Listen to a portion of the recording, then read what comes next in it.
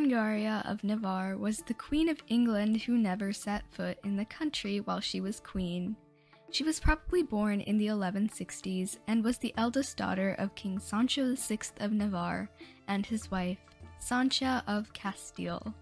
In England, the heir to the throne, Prince Richard, known as Richard the Lionheart, had been betrothed to Elise of France, but that was doomed once Elise became Richard's father's mistress.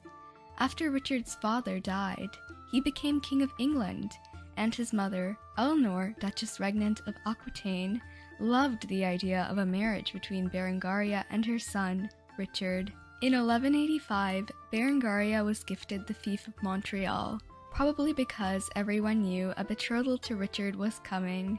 Richard sent his mother to fetch Berengaria, and Eleanor of Aquitaine met Berengaria and her father, after which they celebrated the betrothal with a banquet.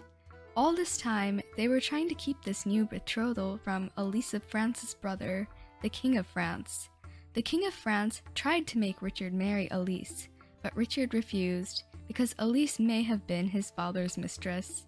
If Elise of France had really had an affair with Richard's father, and there were even rumors that she had had a child with him, it would be impossible for Richard and Elise to marry, so the betrothal to Elise was over, leaving Berengaria as the next best bride for Richard. His mother, Eleanor of Aquitaine, already supported the match, so there was no way they couldn't get married now. Berengaria and Eleanor of Aquitaine had their own crossing of the Alps and arrived in Sicily.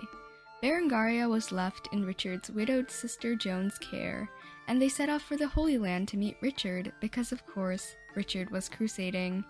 Berengaria and Joan's ship accidentally landed in Cyprus, where the island's ruler was not quite friendly to them.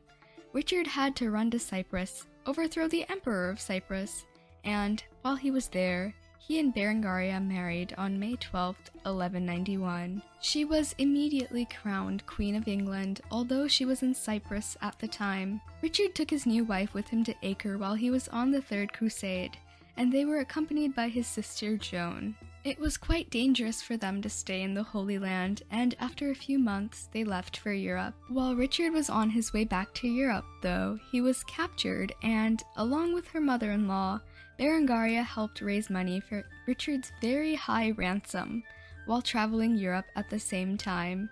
Eventually, Richard was released and returned to England, but even though Berengaria was Queen of England, she didn't go to England with her husband. Neither of them spent a lot of time in England while they ruled it. Berengaria never set foot in the country, while Richard only spent 6 months there. Richard spent so much time away from his wife that the Pope ordered him to spend some more time with Berengaria. Richard couldn't disobey the Pope's orders, so he and Berengaria went to church together every week. A few years later, in 1199, Richard died. He'd been shot by an arrow and died in his mother's arms. Berengaria was very saddened by the loss of her husband, but her life went on. Even though she never visited England during her husband's reign, she might have visited after her husband's death in the 1220s.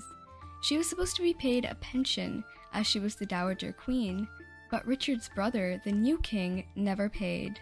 Berengaria's nephew finally ended up paying her. After traveling around Europe for so many years, Berengaria finally settled in Le Mans, France, where she lived the next few years quietly. She was called a most praiseworthy widow, but because her husband's brother barely paid her anything, she also lived quite poorly, but did what she wanted to do and founded a monastery, and was buried in the abbey. She did not get to see the abbey completed and died in 1230.